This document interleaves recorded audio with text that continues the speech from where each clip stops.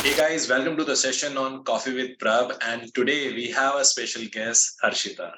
Currently, she is trending on LinkedIn with the hashtag of Study with Harshita or CSSP with Harshita.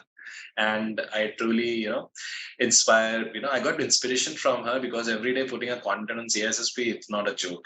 So I think you preparing for the CSSP and making the content available for others. It is basically the first canon of ISIS where you are abiding. So I kudos to you, and I wish you a best of luck for your exam. Hello everyone, my name is Prab Nair and I'm working as a chief instructor at InfoSec Training.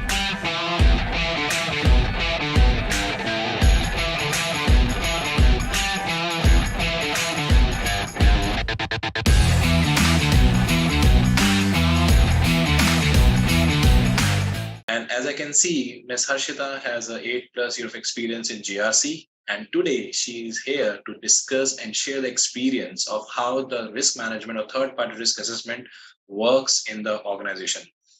Our motto behind this particular video is to give insights about third party risk assessment, which not only helpful for your organization, but also for those aspirants who preparing for the interviews, job interviews. Hi, Harshita. Welcome to the session on Coffee with Prab. Hi, Prab. Thank you so much. It's an absolute honor to be here with you. What an introduction. I was like, oh, is it for me? No, you deserve actually, Harshita. You deserve because as I've been through your profile and the journey what I've seen. Before we going to definitely discuss about third party risk management, I always ask one basic question from all the speakers, industry expert, because I'm sure that story, that story of your moving to the career ladder, might inspire others, and that can be a framework for them. Okay, I've seen. I'm not here to debate on that part, but we have seen we have seen very few ladies or women are basically in the GRC. Correct me if I'm wrong. Okay, so I also recorded one interview in the last week with another person. She's also working in the risk management, and the way she drive the risk assessment, third party risk assessment with the knowledge. So it was amazing. So I can see the things are getting changed. So before we're going to start today's session, the people who are watching this video, they definitely have one question, that how Harshita made her career in third party risk assessment. And this is my second meeting with you. And in the first interview, I got shocked because the career transformation that I've seen in your perspective from the non-security to security, it was really amazing. So it would be great, if you can spend 5 minutes on that area, what make you inspired to move to governance, and what was the career progression, moving from one sector to another sector? Absolutely, Prab. Thank you. I think you will be able to relate to this because you come from a non-tech background, majoring in arts, that too with home science, which is nowhere close to IT, cybersecurity, anything.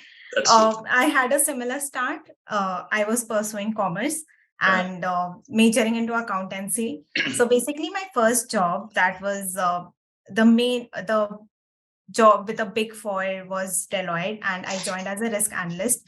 So that was my first exposure to risk controls, compliance, governance, all of it. It was not focused only on IT risk or IT controls. It was business operational. IT was a part of it. But on working on different projects and clients, I realized IT risk and information security is something that that excites me the most. And hence, from there, I decided to move ahead in that area. And thankfully, I got an opportunity which focused on that area later on. So yes. And the other story that happened to me a few years ago, I would definitely like to share that with everyone. A few years ago, I was leaving for work, and my neighbor's kid was playing outside, a 5-year-old boy. And he asked me, "Where are you going?" I said, "I'm going to work." And he said, "What do you do?" And at that point, I was like, what do I tell a 5-year-old, that what do I do? How do he understand information security or anything like that?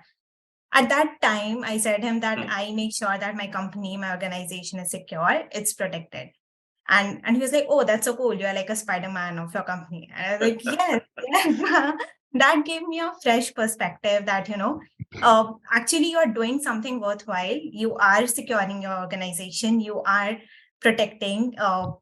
So that whenever I get diverted, whenever there's something, that, oh, why am I doing this?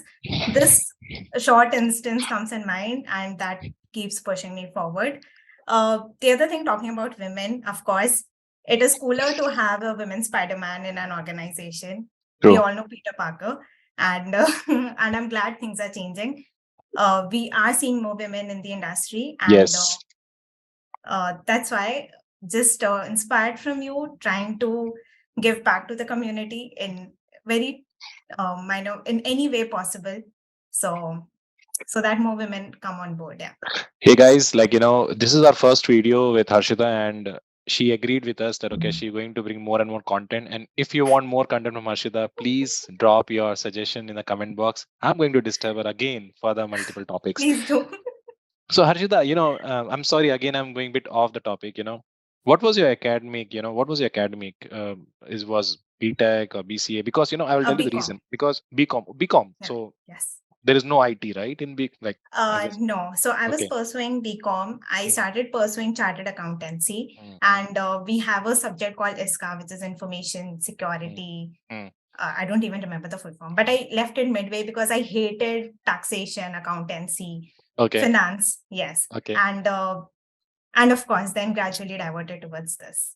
Okay. So that's my background. And your interview got cracked in Deloitte or whatever the Big Four was, based on your financial terms, or like financial knowledge, or it's more on IT knowledge. What was it? More on auditing and compliance, because when you're pursuing chartered accountancy, you work with a chartered accountant firm which is called Articleship in India for close to 3 years, and that was essentially the first time when you know what a chartered accountant does. So you do different types of audits, like tax audit, statutory audit, and different compliance and project management activities. So the role was, like I said, risk analyst. It catered to different type of risks and controls, and that was the basis of my recruitment in Deloitte. So this is the answer to those people who want to make a career in IT, and they always scrape up. I don't have an IT knowledge. I came from a non-IT background. This lady is a perfect example of that, where she came from a finance background, and today she basically leading one of the top position risk management, information security risk management, and she preparing one of the topmost certification of information security, which is called CISSP, and she's sharing the same content on a LinkedIn with the relevant example. So it is all about the benchmark. It is all about the mindset. It is all about the manifestation, what you basically brings. Thanks. And that was the reason, Harshita, I want this content to be go in this video, because that section what you're talking about, the inspiration, that can be the, now this video, I'm sure, will be the benchmark or inspiration for those people who can, when they see this video, that will definitely inspire. Yes, if Harshita can do, coming from a finance background, doing the security, why can't we not? So this is the video reason that I asked this question, and thanks for giving a proper justification about this question. I really hope so. I really hope that this answers a lot of questions. Yes, that's right, definitely. So Ajay, like as I say, you have experience on a risk management, and third party risk management is something is basically you are right now up to. So I want to understand one thing, what is a day-to-day schedule, day-to-day work of third party risk assessor, or what is third party risk management?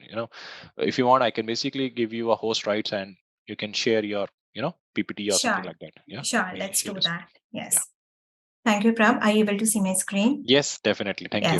So as you mentioned, we will be discussing about third-party risk management on a very, very high level, the overview of third-party risk management, why is it important for an organization, and what are the components associated with it. Okay, so yeah. So when you look at this third-party risk management, there are two components here. One, third party, and one is risk management. So what is a third party? Third party is basically a relationship between two business entities when they are bounded with a contract or an agreement, a legal contract or an agreement, which would include vendors, suppliers, contractors, any other external stakeholder wherein you have your business relationship with. And when you talk about risk management, it's basically evaluating and assessing the risks associated. So the third-party risk management can be said as where we evaluate the risk associated with our vendors and our suppliers. Now, the organizations, all of us today are highly dependent upon the third-party service providers, be it HR service, legal, finance, cloud, procurement, any of that. Essentially, it runs on third party. Like we are very dependent on vendors. However, each third party or each vendor comes up with their own risks, own weaknesses, and which can potentially compromise our security. So this brings to my next point, which is why is this important? Yeah. So because imagine it involved you, it involved a lot of cost, right? Like that was the reason, like you need to understand why we need this, simply now we need to exactly. onboard the vendor. So what is the reason we need to have people to do the assessment of these vendors? Because there's a lot of investment is required on the people, skill, department, Exactly. services and all that. Lot Yeah. of time, lot of resources, and definitely this is again a challenge while you are recruiting people, because they need to have right technological skills, right risk assessment skills, right understanding of business environment, because all these three aspects comes together when you do a third party risk management. So for instance, you are a business owner and your company relies on service providers. One of the outsourced service is your managing finance. So you have a third party X which manages your finance. So what happens is a hacker might target the third party X, which is managing your finance, which has confidential data, and it will gain access to your confidential data. Now, there will be regulatory impact. There will be loss of reputation, loss of business, financial impact. The regulators come to you. You tell them, "Oh, it was third party. It was my vendor who did it. It is not me who is responsible for that breach, or it's not me who is responsible for that loss of confidential data." But what will regulators say? No, it is your data. It is your system, your confidential data, and you are responsible for that, whether the loss is from the vendor or from your side. So that's why third-party risk management is important from the InfoSec point of view. It means that you need to make sure that all your service providers, they use good security measures, they have good controls in place, be it password management, access management, firewalls, different type of controls to protect your system, your data, your network, so that there are less chances of security incidents, so that you can protect your business and your reputation, and there is no financial impact. So one point, yeah, as I said, let's, if you're taking an example of, no matter, as a company, whatever we're doing, even we outsourcing the services to third party, if something wrong happen, even from a third party, it is the company who going to answerable to regulators, customers and all that. Yeah. But I have seen, a lot of trend in last 5 years, this area, which is called third party risk assessment, is becoming a very good in demand. It was not like that before, but I've seen the trend which I've seen in last 5-6 years. The demand of this profile got increased. Demand of this department got increased in most of the companies. What is the reason for that? So firstly, the dependency on third-party vendors, we have a lot of dependency on them. Secondly, we have seen recent breaches with SolarWinds, Microsoft, Target, wherein they had to face a lot of financial impact, billions of dollars, because of a data breach. Thirdly, there are privacy laws for different geographical areas that's coming up. If you are in European region, it's GDPR. It's PIPL has come up in China. It's PDPA in Singapore. So a lot of geographical regions for their own privacy laws, and you have to make sure that you're governed with them. So since these all are recent developments, the demand for the third-party risk management professionals are increasing, because no one wants to pay billions of dollars. Yeah, so I think that would be my thought on that. Okay. Yeah, you're saying something about importance. Yeah. Yeah, so I feel that is the reason third-party risk management is important. And also, of course, your question was very well put here. All the reasons of the recent development in the regulatory compliance and the breaches that's happening, the hackers are getting very advanced. So in order to protect your environment, it is important. It is getting more and more important now. Great. So when you're talking about Harshita, like, if someone is looking for a job in third party, I'm sure you have seen, you have also taken a lot of job interviews and all that, where you hire the candidate. So what is a ideal candidate profile or company is looking Mhm. for, okay, in a candidate when they're hiring a person for this kind of a position? Okay. So this has happened with me. I moved into this profile without exact experience in third party risk Wow. management. And yeah, I mean, you can have exposure to manage like risk management, risk Mm, assessment. You mm, should be able to understand what controls are, uh, what compliance means. mm, If the organization has to be compliant with something, what is the impact, why it should happen. So mm, I think the basic understanding here is very much important.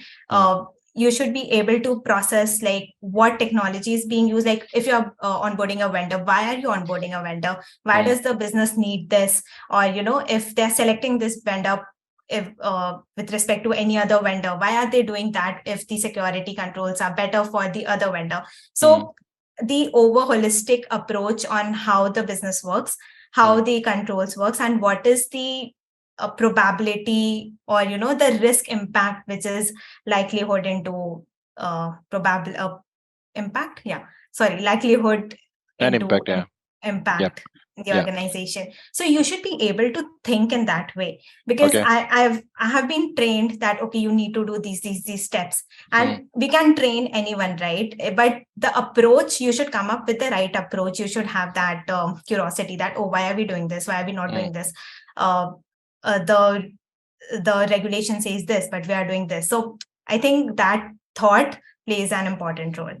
Great.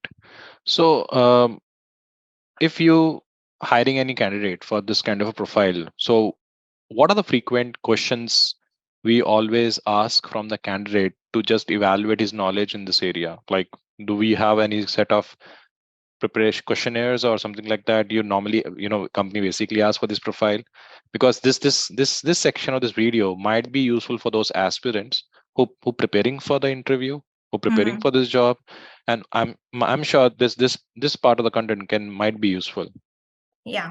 So when you talk about third party risk management, there are two aspects. One is from the procurement side, Hmm, wherein RFPs, that is request for proposals, and hmm, you evaluate the vendor, you hmm, evaluate their credit score, hmm, their financial ability. hmm. So one is that aspect, and other is the information security aspect, where we talk about controls. So if the candidate comes from the financial background, if he comes from accounts payable, I'm sure that he will be very strong with the business point from the financial aspect, right? Like Hmm, he will know our RFPs, he will know how to onboard a vendor, what are hmm. the financial obligations to look at. So it again depends upon what experience the person brings, and how you can use that experience into this current profile.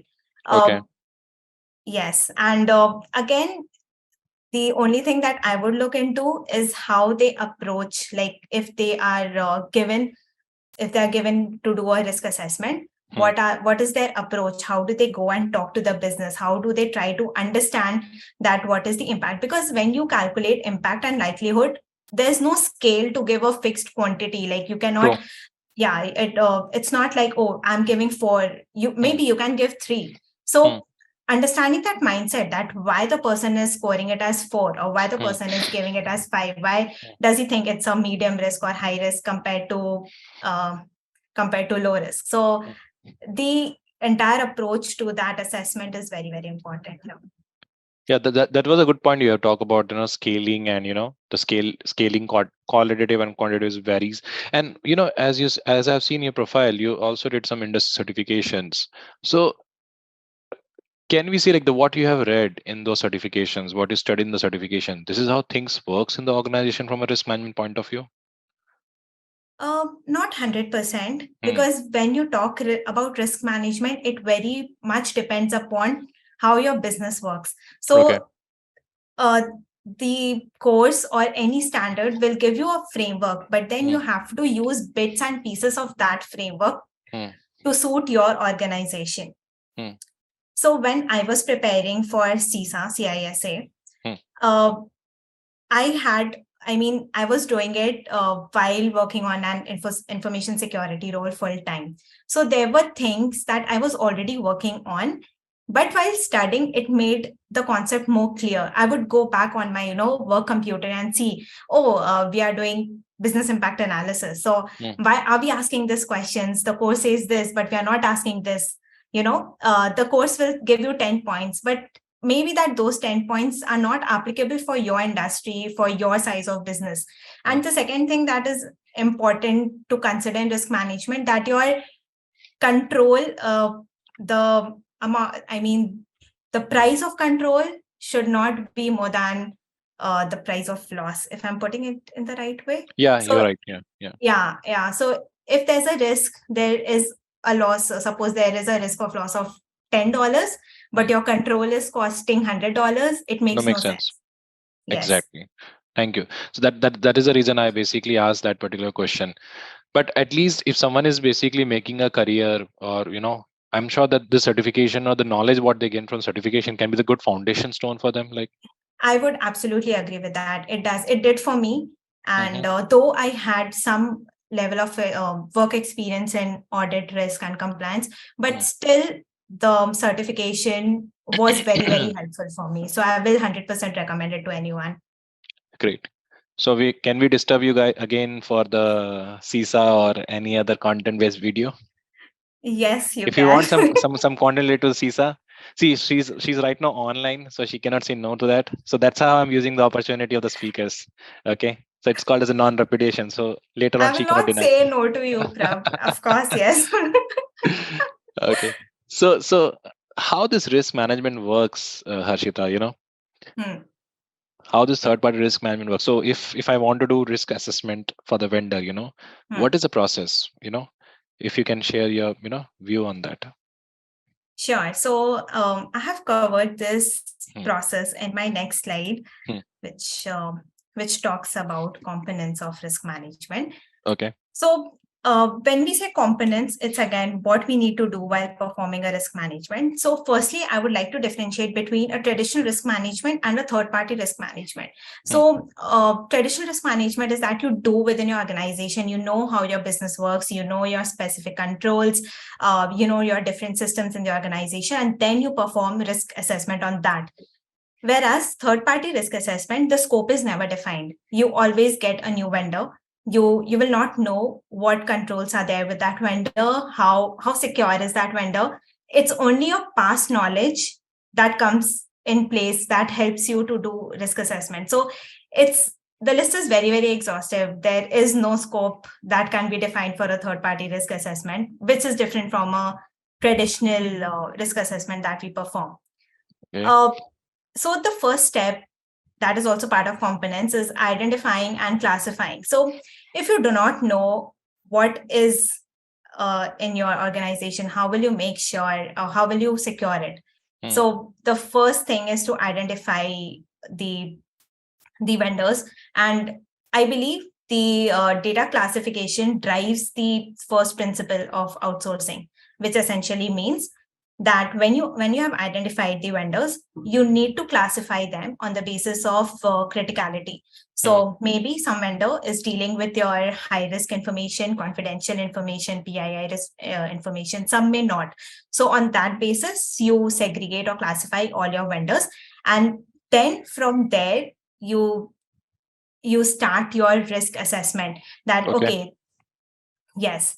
So after identification and classification, we will determine if further due diligence with respect to security or privacy posture is needed. So of course, if it's a confidential, if it's a vendor that's dealing with confidential information or critical information, then you would want to do full-fledged information security and privacy assessment before onboarding it. When we say security assessment, it is trying to understand the security posture of the vendor. So there are different tools out there. The one that I have used is Bitside and Security Card. So what they do is they give you an overall cyber posture of the business using the publicly available information, and they score you on the basis of the parameters like network security, application security, patching cadence, all of that. And then you get a relevant score of the security posture. And then your team or you can decide that whether it is okay to go ahead with that vendor. It can range, it can either be A, B, C, D, E, F, it can either be 1 to 100, 1 to 1000. Different tools have different basis of evaluation.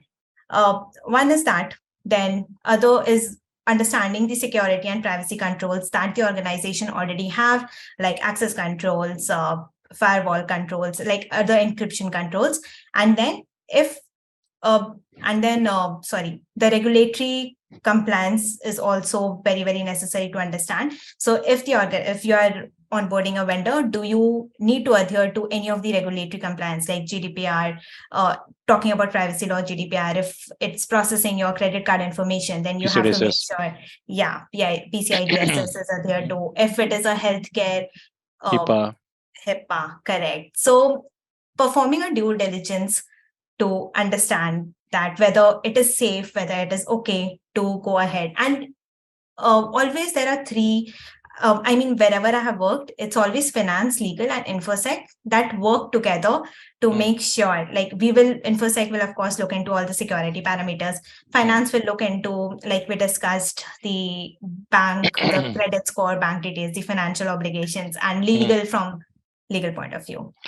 So I have one question here. Like when we say identify classifying with third-party vendors, and definitely there will be some risk matrix we create in the companies, and based on that we organize them into category. Like example, if this vendor, we have a process which deal with PI data, and this is the vendor who is going to handle the PI data, he will be part of this category. So we need to give more attention, and we need to do detailed assessment of this vendor. And we have one vendor who going to access our employees' data and all that. That is also sensitive from a PI point of view and privacy point of view, from a Singapore law point of view. So we consider this as a. So are we categorizing these vendors in this order, or do we also follow any other benchmark when we organizing these vendors?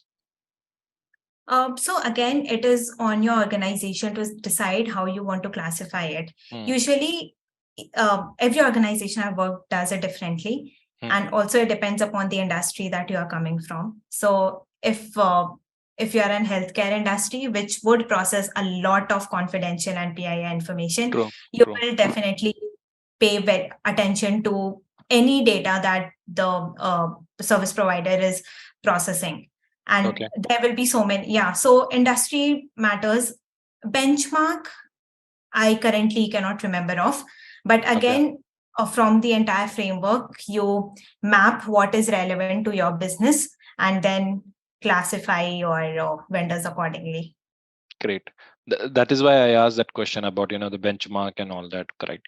So do we create any kind of policy? Do we have any kind of policy for vendor risk management, or, this is something, a set of activity we need to consider, or do we modify according to each and every vendor? Yeah, so we do have a policy. Every organization should have. It's not, again, mandatory. I have worked with organizations who do not have a policy.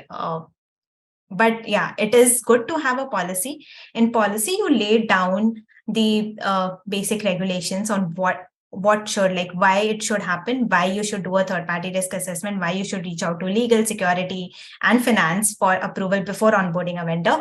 And then when you talk about process, you will have a definite set of, like I talked about, security scorecard. So if your policy says that before onboarding a vendor, the security score should be 70, but you are assessing a vendor and the security score is 65.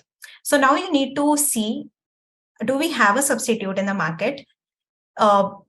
Is it financially viable to take a substitute? Can we have can we have more controls so that we can go ahead with this with the score of 65 also.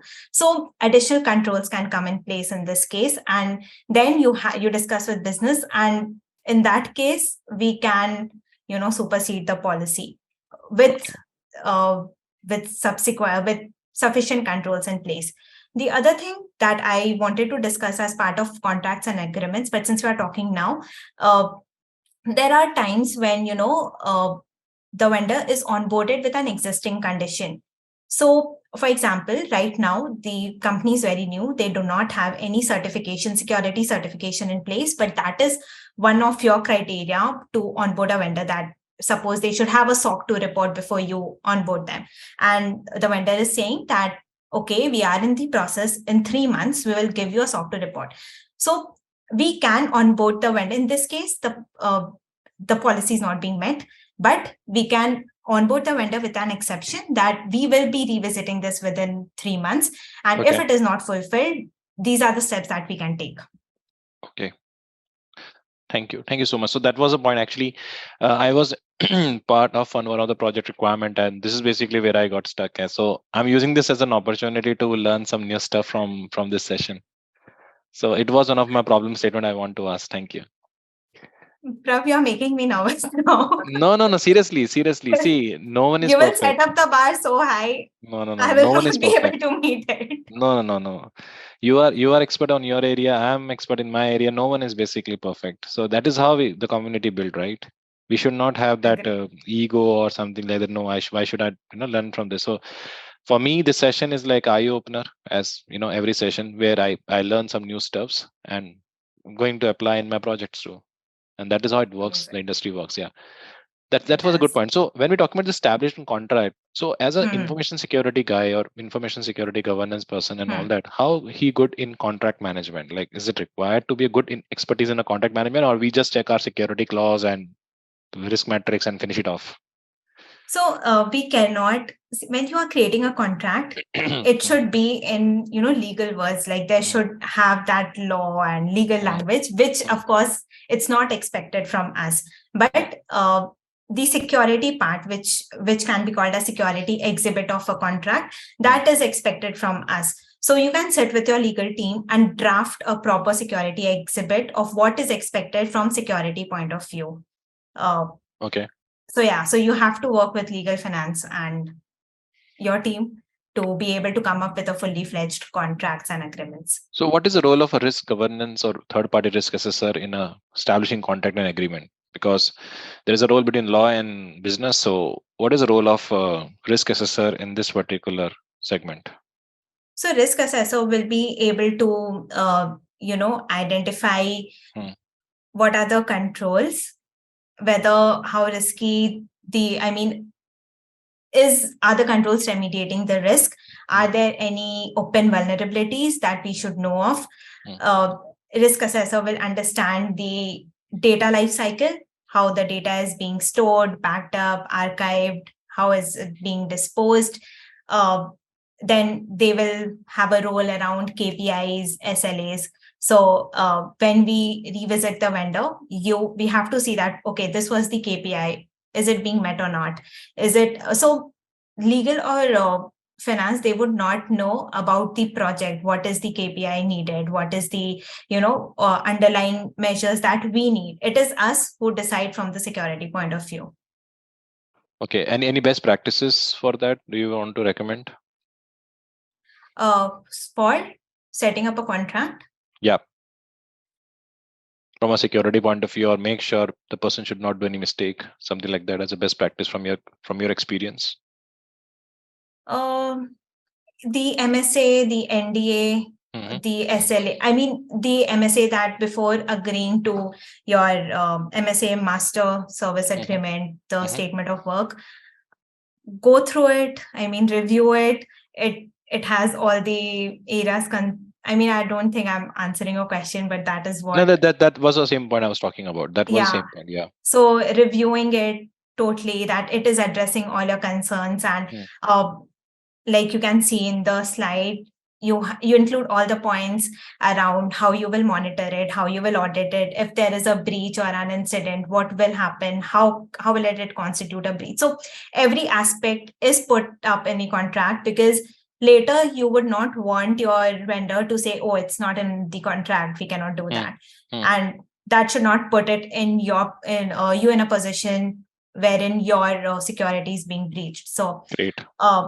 Yeah, so take some time, but make sure that it includes all the points before agreeing. Yeah. Thanks, Harshita. Yeah. So after establishing contract, we do the monitor audits as what is mentioned in the PPT. So what is your best practices when it comes to KPI and KGI that you're setting for the vendors? Okay, so again, it is project to project. We review the KPIs on regular basis. If we see that there's regular failure, or the agenda, the KPIs are not being met, the SLAs are not being met, we meet with the vendor and try to understand why is it happening, why is it not happening, why is the agenda not being met. This point is also considered while drafting a contract when you are forming your exit strategy. So you can add this point there as well. So if you have different situations or scenarios where your KPIs are not being met as per your expectations, what will be your next step? What will be your tolerance level? How will you make an exit? Will you make an exit at that point of time or not? So again, that can form the part of contract. Great. You were saying that contracts and of course, the slide looks like that contracts and after contracts and agreements, we do monitor, incident, and exit. So when you see, and we have discussed this, all these three are part of contracts and agreements. Okay. In contracts, there will be your point about how will you monitor, how will you audit, how will you behave in an incident response or a security breach. But when we talk about components, I have put it separately, because once you establish a contract, what do you do next? Though it's all part of contract, what do you do next? You would want to monitor and audit your vendor so that they are meeting your security expectations. So again, it connects back to the contract, that while you are drafting contract, you have to make sure that you have the ability to access logs, audit logs, performance logs, incident logs, all of that. And again, here, depending upon the confidentiality of the vendor, you decide how frequently you need to monitor it, or do you need to monitor it. Sometimes if it is very critical, you would want to do a continuous monitoring on it, so that your GRC tool can help you with continuous monitoring, or like you can take up the tool that I was mentioning, like security scorecard or bedside, that enables you to give a continuous monitoring of the cyber posture of the organization. Or if it's not that critical, you might want to do once a year, or if not at all critical, you would not do any monitoring at all. It's only once when you onboard it, and then you do not do anything. So so that was around monitoring and audit. And then comes the incident response. So no one expects that there would be a breach or incident, but when you are drafting a contract, you should have a clear identification that what constitutes a breach, what constitutes an incident. And if it happens, how soon will you be notified? How will you be notified? Who is responsible for remediation? Things around that, right? You don't want to hear that, oh, this was not as a part of contract, breach has happened, what will I do? I will not do anything. So you would want to be on the same page, that what is the remedial actions and around incident and security breach. Also, when you are in a business, you would have contractual obligation to inform your customers or your different stakeholders if a third party breach happens. So you should consider that also while drafting contract around incident response and security breach. Yeah. So one thing which I like, one content which I like about the statement what you said about when you're drafting a contract or when you're going for a monitoring and all that, do and don'ts, and add the writing element in the SLAs and all that. So that is actually one of the most important element we have in the contract, because if we just copy paste or if we just follow the general guideline based on that we drive the things, we cannot able to build the effective governance with third party. We need to understand Exactly. SLA and contract is the only document we have by which we manage the relation between the vendor. Yes. If vendor is taking the responsibility of something, it is in the contract. If customer is Yeah. taking some responsibility in the contract, so contract is the only legal document we have. Exactly. So And writing matters here. Yeah. And in this case, finance or legal will not be able to contribute, not even the business. If the marketing team comes up with that, oh, we need this software, they will not be able to contribute in what clauses you want around monitoring, audit, and incident or breach, because it is you who takes care of that, right? True. So you have to be very, very careful with that. No issue.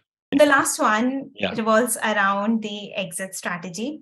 So this again, I have heard from few friends that this is usually overlooked.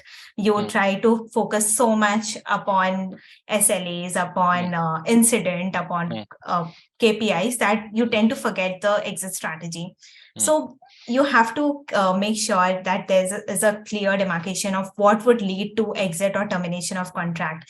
We discussed that if there are certain security clauses that are not being met, that could lead to termination. If there is an event-based exit, so for example, you promise that you will deliver your SOC 2 report, like we were talking earlier, but you did not deliver me. So that can lead to termination or exit of the contract. And any significant breaches, you can define that any significant breach that affects business and or reputation of the organization, that could lead to termination. So clear clauses around this. And again, there cannot be a specific framework for this, because you as your business, depending upon the vendor, has to decide upon your different business impact analysis of what actually is impactful or what is important for your business. So and one more important thing which I want to continue on, Harshita, is whenever you're talking about the contracts and all that, we follow one principle that called writing. It does not mean happen. Go look and verify. So if they're saying that, okay, they have adequate encryption, audit that. If you have adequate controls on the data protection, audit that. Because it's not necessary what they have documented, they actually follow.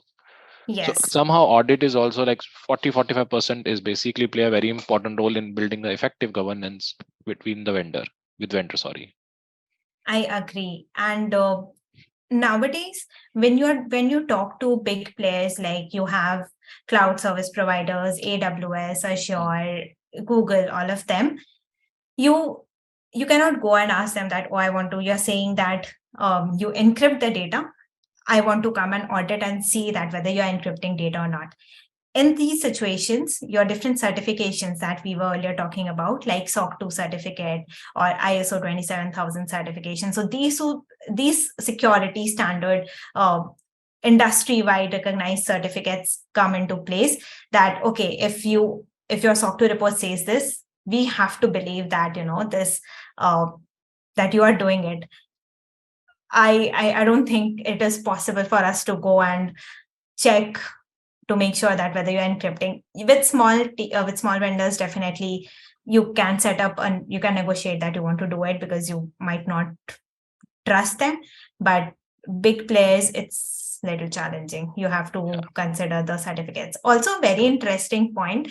I heard somewhere that the fake ISO certificates, ISO 27000 certificate was given. Now I'm really not sure how.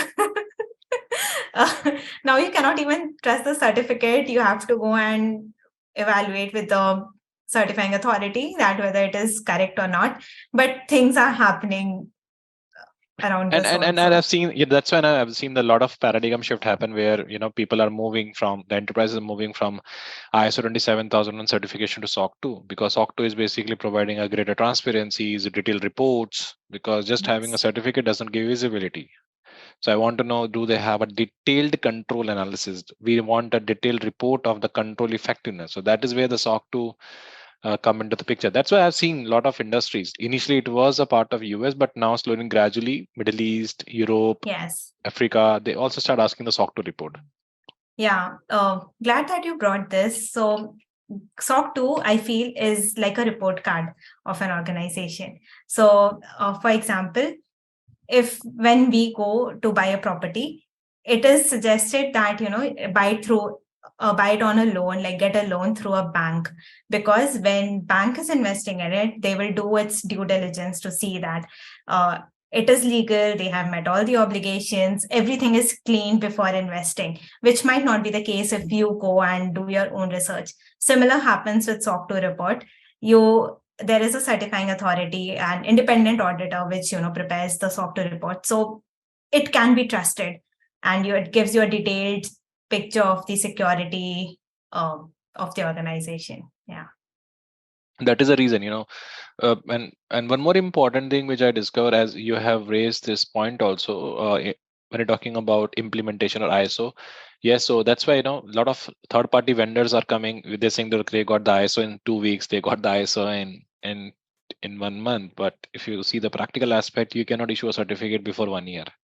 Yeah, it's So, a 6 month to 12-month exactly. process. So there's a lack of awareness we had about this. Yeah, and thanks to bring this particular topic in this session, because I was not expecting, but it is glad that you have bring this topic here. Thank you.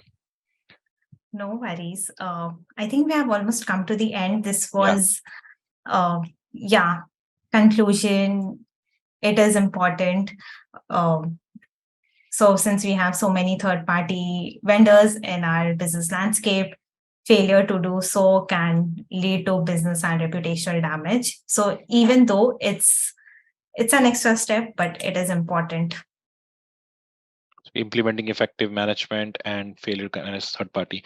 Do you have any other best practices? Do you like, before we having the closure of the session? So do you recommend any best practice to make sure we comply with the third party standards and all that? Yeah, so there is no specific standard. Like we have ISO for information security management system.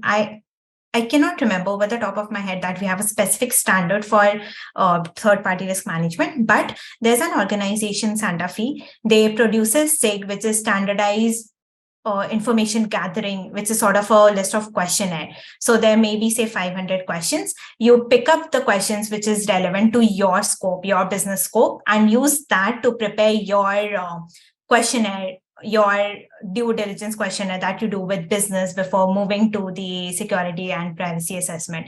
So one is that, and then there are different GRC tools. They come up with different customized questionnaires focusing on your business, on your industry. So that is also very helpful. But again, it is not very much necessary to always have a GRC tool. A lot of small organizations, they do not feel a need to invest. It is good, of course, but size of the organization, you can maintain it on Excel, provided you are doing the right job. So Excel is also sufficient for a proper third-party risk management. Great.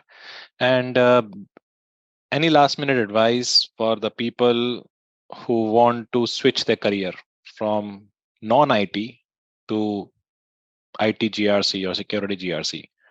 What is an important motivation point you want to say, so that that inspire them to move into If this field? Prab can do it, like coming from an arts background with home science, I'm still coming from audit and compliance. I knew controls and risk, but if Prab can do it, I think anyone can do it. You should not even think before, you should not have that doubt, because see, if you're coming from commerce background, you understand business. If you're coming from engineering or IT background, you understand systems, you understand underlying, you understand network, you understand how applications work. So you can definitely relate to it. There is cybersecurity or information security. There are so many areas. There is something for everyone. If you're coming from sales or pre-sales or that sort of role, a good starting point would be to enter into find a job into the cybersecurity domain, wherein you are involved in pre-sales, account manager, business development, so that you get a flavor of what the product is, what you do.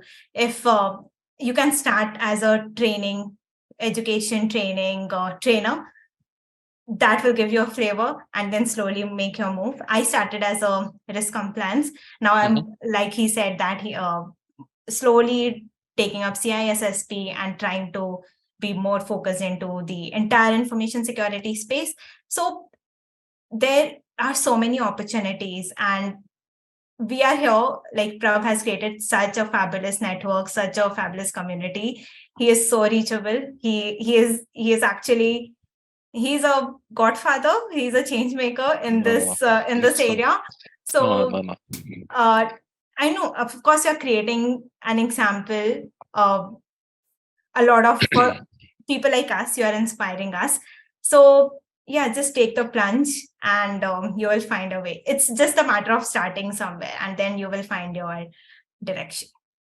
Thank you so much for the kind word, but it's not something I deserve. I'm an instructor, and I love teaching. I that is something which I like, and thanks to you and you guys giving me motivation to make it more better content and all that. But again, the last point which I want to bring this here is how to keep update yourself on a GRC, with your 10 hours and 12 hours job. Along with that, you're preparing for certification. So any suggestion you have for that?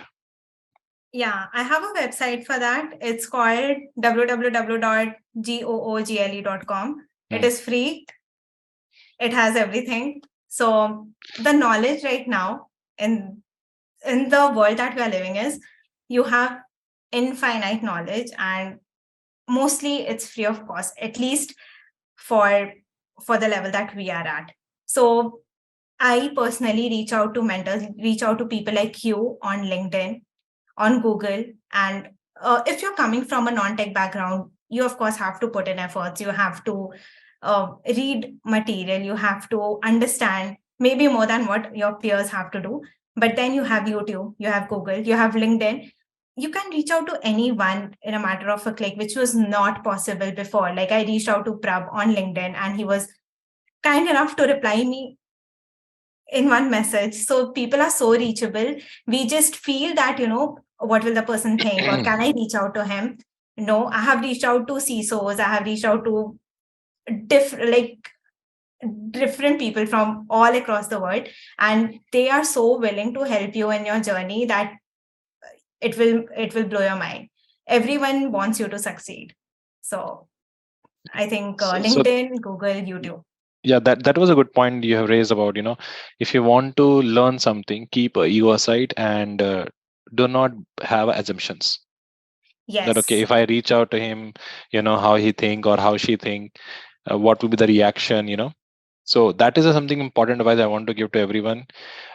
Be humble, okay, have some kind of a down to earth kind of a nature, okay. If someone reject, that is a lesson. If someone accept, that is a lesson.